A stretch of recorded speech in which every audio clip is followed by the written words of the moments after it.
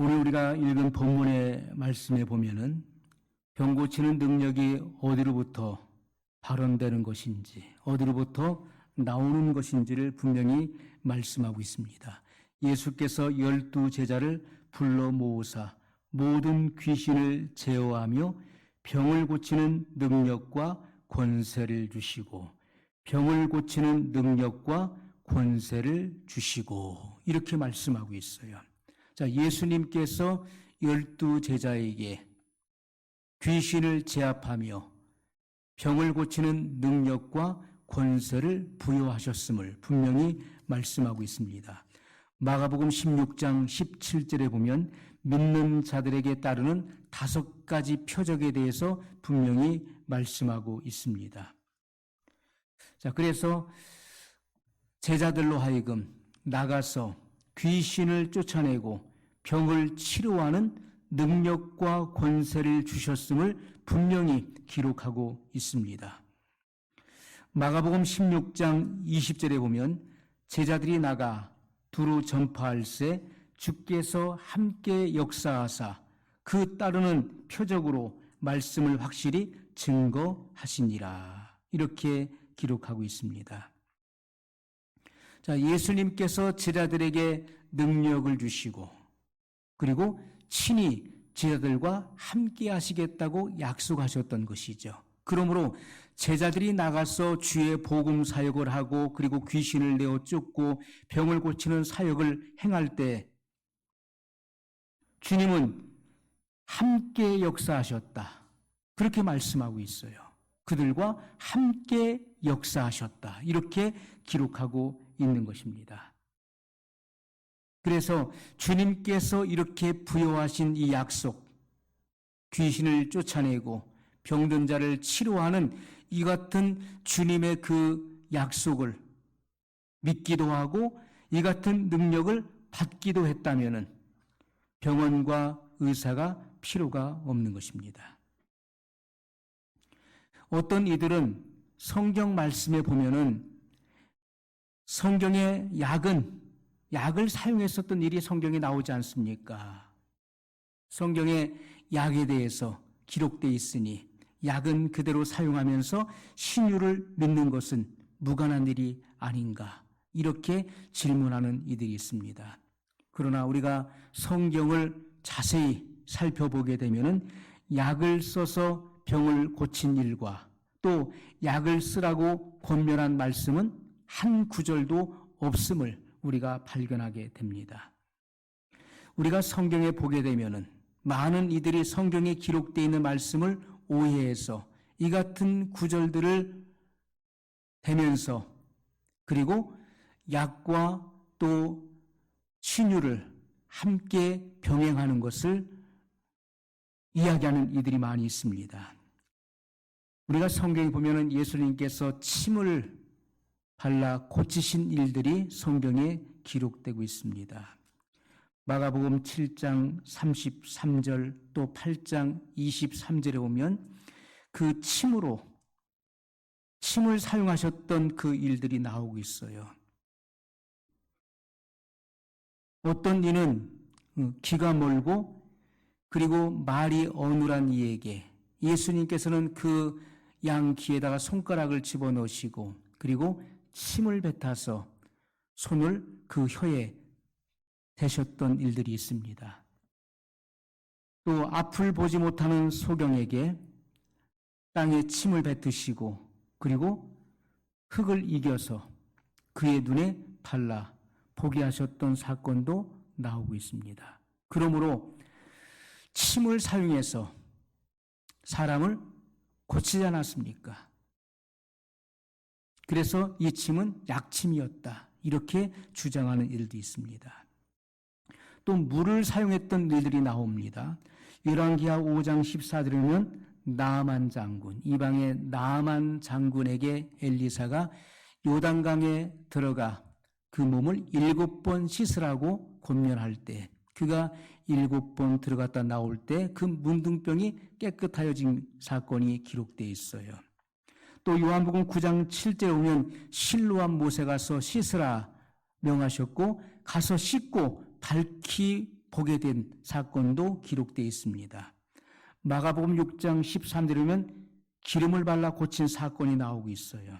제자들이 나가서 회개하라 전파하고 많은 귀신을 쫓아내며 많은 병인에게 기름을 발라 고치더라. 기름을 발라 고치더라. 이렇게 말씀이 기록되고 있어. 그러므로 기름을 발라서 고치지 않았는가? 그래서 이것은 약이었다. 이렇게 주장하는 이들이 있습니다. 디모데전서 5장 23절에 오면 포도주를 쓰라. 디모데의 영적인 아버지였던 사도 바울이 디모데에게 권면한 말씀이 나오고 있어요. 이제부터는 내가 자주 나는 그 질병으로 인해서 물만 마시지 말고 내 비위를 위해서 포도주를 조금씩 쓰라고 하는 그런 내용이 나오고 있습니다. 그래서 이 말씀을 잘못 오해해서 포도주를 사용했지 않느냐. 요한계시록 3장 18절에 보면 안약에 대해서 안약. 내 눈먼 것을 알지 못하느냐. 그러므로 안약을 사서 내 눈에 너 보게 하라 하는 말씀이 나오고 있죠. 그래서 안약을 썼다. 그러므로 성경에 나오는 이 같은 구절들이 모두 다 약을 사용한 것이 아니냐. 약을 사용해서 고치지 않았느냐. 이렇게 주장하는 것입니다. 그러나 우리가 성경을 깊이 주의 깊게 들여다보게 되면은 주님께서 약을 사용하시거나 또는 약과 기도를 병행해서 고친 일이 없었다는 것을 금방 발견할 수가 있는 것이죠. 자, 우리가 먼저 침과 흙이 과연 약이 될 수 있는가 하는 것입니다. 우리가 땅에 있는 이 흙이 과연 사람의 병을 고치는 소경의 눈을 보게 하는 그런 약이 될 수 있을까요?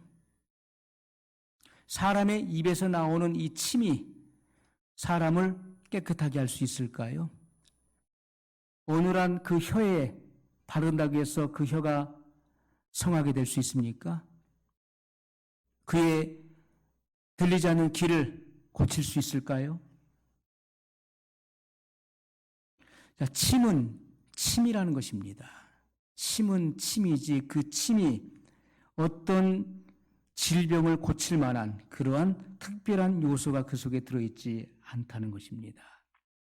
우리나라 기독교 초창기에도요, 최동지라고 하는 사람이 침으로 사람들을 고친다고 해서 한때 세상을 소란케 했던 일이 있었습니다. 기독교 역사에 나오는 거예요. 침으로 사람을 고친다. 그래서 예수님께서 재림하셨나 해가지고 세상을 요란케 했던 일들이 실제로 있었습니다.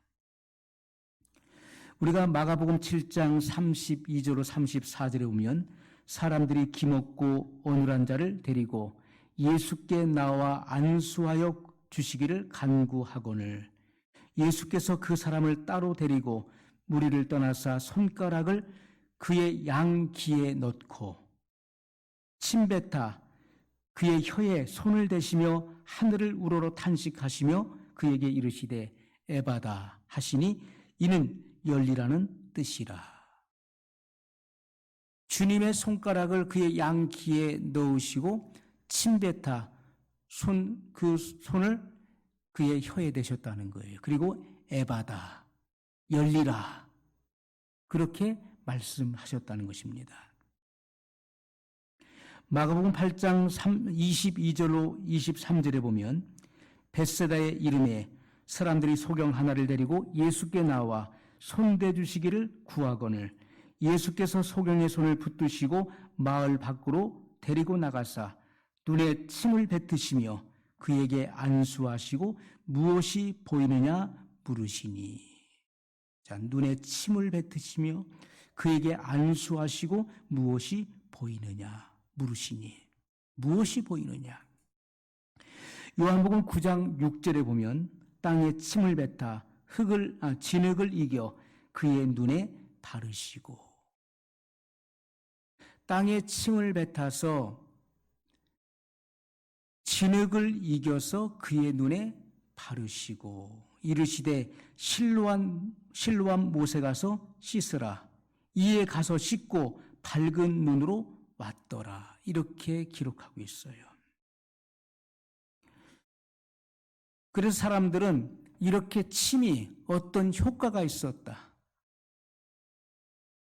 침 속에는 사람을 고치는 어떤 효능과 약효가 그 속에 들어있다라고 주장하는 이들도 있는 것입니다.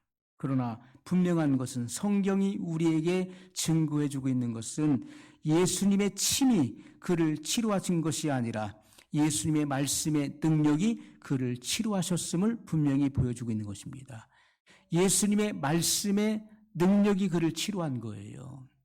그 침 속에 어떤 효력과 병을 고치는 능력이, 효능이 들어있는 것이 결코 아니었다는 것입니다. 그러면 예수님께서 왜 침을 사용하셨을까 하는 것입니다. 그냥 말씀으로 고칠 수도 있잖아요. 오늘날 우리가 예수님과 같은 그런 액션을 취한다면 금방 이단으로 판명날 것입니다. 기 멀고 어눌한 사람을 고치는데 그의 양키에다 손가락을 꽂고 침 뱉어서 그의 혀에 손을 댄다면 아마 이단이라고 말할 거예요. 땅에 침을 뱉어서 진흙을 이겨서 앞을 못 보는 사람의 눈에 바른다면 아마 이상한 행위를 한다고 금방 소문날 겁니다.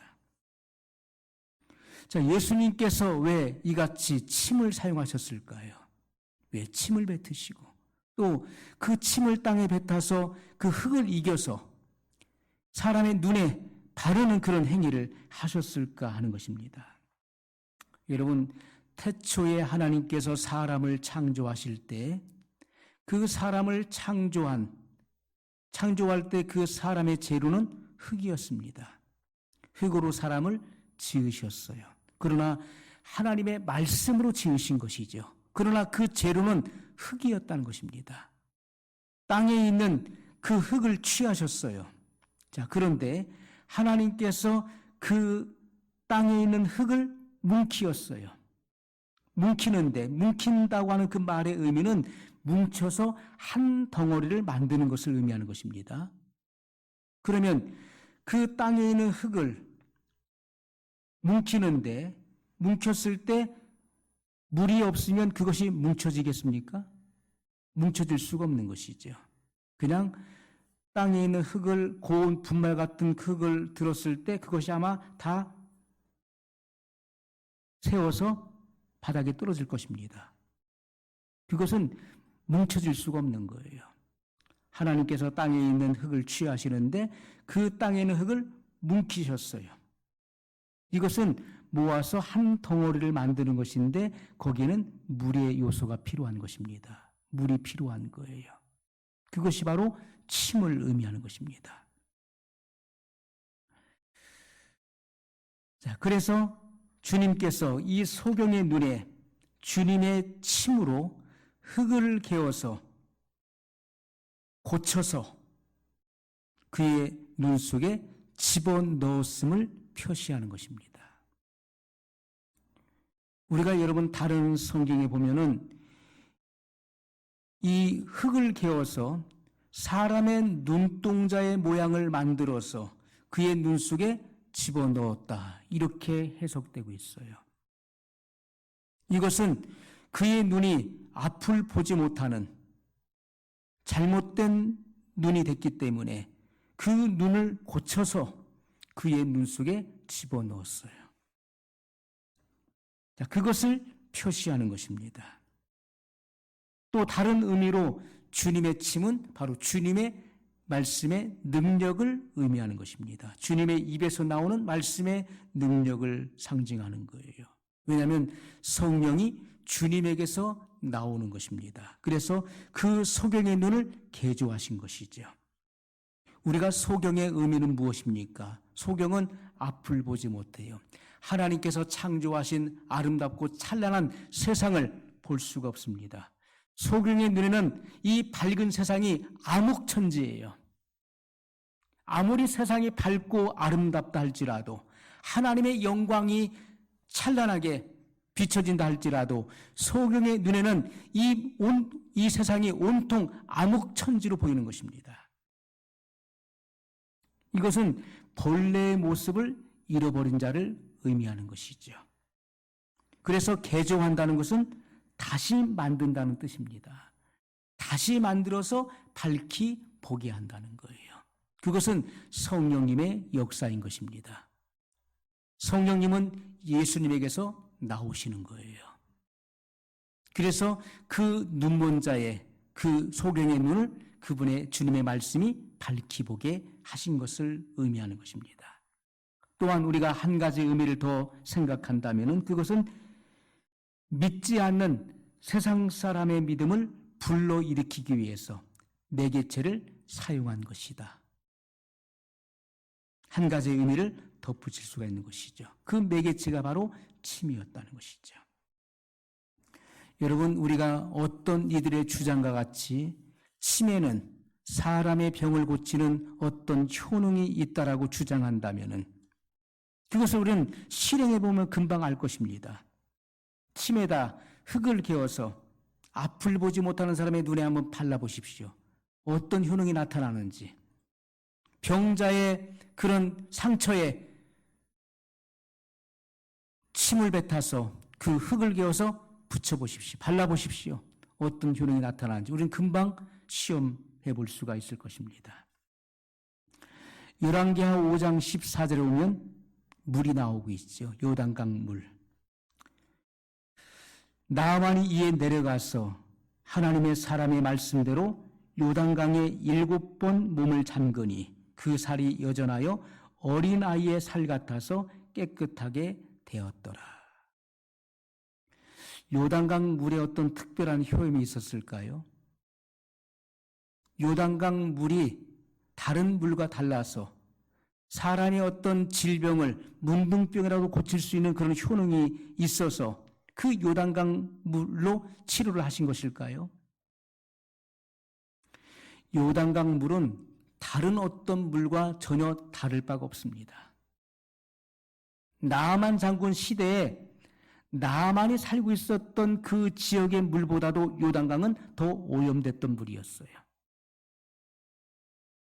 그런데 하나님께서 이 물을, 요단강 물을 가지고 나아만의 문둥병을 낫게 하셨다는 것은 또 다른 하나의 방편을 말씀하신 것입니다. 그 물로 고치신 것이 아니었다는 것이죠. 또 하나의 방편을 사용하신 것입니다. 결단코 요단 강물이 문둥병을 고칠 만한 약효나 효능이 들어있지 않다는 것이죠. 그러나 많은 사람들이 그 요단 강물에 약효가 있는 것으로 생각하고 있어요. 오래전에 어떤 목회자들이 예수님께서도 요단강에서 세례를 받지 않으셨느냐? 그리고 세례 요한이 요단 강물로 많은 사람들에게 세례를 베풀었다. 세례는 회개의 증표이니 그러므로 사람의 죄를 사하는 그 권능이 요단 강물에 있다라고 해서 성지를 순례해서 그 요단 강물을 이런 병에다 담아와서 교회에서 약세를 베푼 일들도 있었어요. 마치 그 요단 강물로 세례를 받으면 죄를 사하는 능력이 나타나는 것으로 생각을 했던 것이죠. 여러분, 우리가 요단 강물에 들어가서 12번 세례를 받는다 할지라도 사람의 죄가 씻겨질 수가 없는 것입니다. 사람의 죄를 씻는 것은 예수님의 보혈의 능력이에요. 예수님에게서 나오는 사죄의 능력만이 사람의 죄를 씻을 수가 있다는 것입니다. 그렇지 않고서는 절대로 사람의 죄가 씻겨질 수가 없는 것이죠.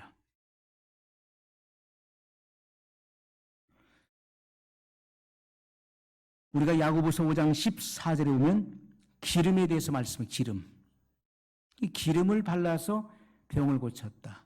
그래서 이 기름을 그 약기름으로 생각하는 이들이 있다는 것입니다. 너희 중에 병든 자가 있느냐? 저는 교회 장로들을 청할 것이요. 그들은 주의 이름으로 기름을 바르며 위하여 기도할지니라. 이렇게 말씀하고 있어요. 기름을 바르며 위하여 기도해서 병을 고치라. 그래서 기름을 사용했다. 이렇게 주장하는 것입니다. 여러분, 만약에 하나님께서 기름을 발라서 기름을 약으로 쓰라고 했다면은 두 가지 방편을 사용해야 될 것입니다. 하나는 그 기름이 약이기 때문에 의사를 불러야 돼요. 의사를 불러서 의사가 그 사람의 아픈 곳에 그 약 기름을 바르는 거예요. 그리고 나서 교회의 장로를 초청해야 돼요. 그리고 그를 위해서 기도해야 되는 것입니다. 약과 기도를 병행해야 되는 거예요. 그런데 주님께서는 의사를 초청하라고 말씀하지 않았습니다. 교회의 장로들을 청할 것이요. 너희 중에 병든 자가 있느냐? 교회의 장로를 청할 것이요. 교회의 장로는 당시의 목회자를 의미하는 것이죠. 그들은 그들을 위해서 기름을 바르고 위하여 기도할지니라. 이렇게 말씀하고 있는 것입니다. 그렇다면은 그 당시에 장로들은 다 누가와 같은 사람이었나요? 누가복음의 저자인 누가는 그의 직업이 의사였었죠. 그래서 다 누가와 같은 그런 의사였습니까? 그런 장로들이었었나요? 그래서 두 가지를 다 병행한 것입니까? 그렇지가 않다는 것이죠. 요한일서 2장 27절에 보면 너희는 주께 받은 바 기름 부음이 너희 안에 거하시나니. 기름 부음이 너희 안에 거하신다. 아무도 너희를 가르칠 필요가 없고 오직 그의 기름 부음이 모든 것을 너희에게 가르치며, 기름 부음이 모든 것을 너희에게 가르치며, 이렇게 말씀하고 있어요. 또 참되고 거짓이 없으니 너희는 가르치신 그대로 주 안에 거하라. 기름이 사람을 가르치고 남을 용서하고 병을 치료할 수 있을까요? 기름을 바른다고 해서 그 기름이 사람을 가르칠 수 있습니까? 다른 사람을 용서할 수 있는 효력을 발휘하는 것인가요? 어떤 특정한 병을 치료할 수 있는 것인가요? 여기서 말씀하고 있는 기름 부음이라고 하는 것은 바로 성령님의 온갖 일을 가르치시는 성령님의 역사를 가리키는 것이죠. 성령을 가리켜 하신 말씀인 것입니다. 그러므로 성경에서 말씀하고 있는 기름은 성령을 의미하는 것입니다. 기름을 바르며 위하여 기도할지니라 라고 했을 때 그 기름은 실제적인 어떤 기름을 바르는 것이 아니라, 여러분, 어떤 기름이 온갖 질병을 고칠 수 있는 능력이 있습니까? 어떤 기름입니까? 그것이 감람유인가요? 아니면 집에 사용하는 참기름이겠습니까? 세상에 어떤 기름을 바르면 온갖 질병을 다 고친다고 하는 그러한 그 어떤 기록도 없다는 사실이에요.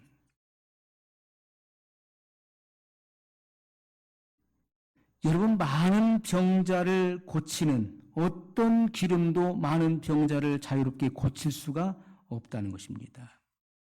이 기름은 바로 성령을 의미하는 것입니다. 성령을 의지하여 하나님께 기도하여 고치라는 말씀인 것이죠. 기름을 바르며 위하여 기도할지니라. 성령을 의지하여 기도하여 그의 병을 고치라, 이렇게 말씀하고 있는 것입니다. 그런데 많은 사람들이 이 기름을 마치 약기름인 것처럼, 약을 사용해서 약과 그리고 기도를 병행해서 고치는 것처럼 잘못 해석하고 있다는 것입니다. 마가복음 6장 12절 13절에 제자들이 나가서 회개하라 전파하고 많은 귀신을 쫓아내며 많은 병인에게 기름을 발라 고치더라. 많은 병인에게 기름을 발라 고치더라 하니까 그 기름을 찾으려고 노력하는 이들도 있어요. 성령 사역하는 이들은 이스라엘에 가서 감람류를 사다가 그 감람류를 발라가면서 기도해서 고치려고 하는 이들도 있습니다. 여러분, 감람류 속에 사람의 질병을 고치는 능력과 효능이 있는 것입니까? 감람류 속에 어떤 특정한 효능과 효력이 있어서 많은 병자들을 고쳐낼 수 있는 것인가요? 그렇지가 않다는 것이죠. 우리가 성경을 우리가 바르게 보고 해석해야 되는데 거기서 말씀하고 있는 기름을 발라 고치더라.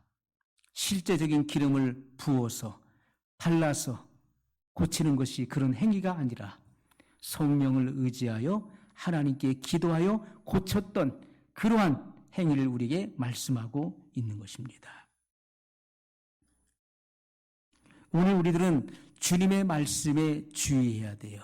야고보서 5장 14절에 말씀했던 것처럼 기름을 발라 고쳤다. 기름을 바르고 위에서 기도할지니라. 병든 자에게 기름을 바르고 위에서 기도하라. 기름을 바를 때는요, 실제적으로 기름을 발라보십시오. 그러면 그 피부를 유연하게 할 수 있지만은, 그러나 아픈 상처가 또는 그 속에 어떤 암병이나 질병이 고쳐질 수는 없는 것입니다. 피부를 유연하게 하고 부드럽게 할 뿐이죠. 오늘 우리들은 주님의 말씀을 잘못 오해하면 문제가 발생하는 것입니다. 많은 이들이 이 같은 성경 구절을 잘못되이 이해하고 해석해서 가르치는 것이죠. 그러면 어떤 결과를 초래하겠습니까? 주님의 심판대 앞에 섰을 때 성경의 진리를 정확하게 파악하지 못하고 가르쳤던 그 책임을 면할 수가 없다는 것이죠. 성경의 우리가 진리를 정확하게 파악해야 되는 것입니다. 그것이 무엇을 의미하는지를 정확하게 이해하고 파악해서 가르치고 증거할 수 있어야 된다는 것입니다. 성경에서는 약을 쓰는 것과 그리고 기도해서 병을 고치는 두 가지 일을 병행했던 일은 성경에 기록이 없다는 것입니다. 성경에서 말씀하고 있는 신유, 병을 고치는 은사, 신유를 말하는 것이 우리의 교리로는 신유입니다. 이것은 철저하게 약을 사용하지 않고 성령을 의지하여 하나님께 기도하여 고쳤던 행위였었던 것을 분명히 증거하고 있습니다. 주님의 제자들도 그렇게 행했던 것이죠. 오늘 우리들은 우리의 교리대로 신유의 은사, 신유의 능력을 사모하면서 성령을 의지하여 하나님께 기도할 수 있는 그런 특별한 하나님의 은총을 힘입으시길 예수님의 이름으로 축복합니다. 오늘 말씀을 기억하면서 우리 한 목소리로 같이 기도하겠습니다.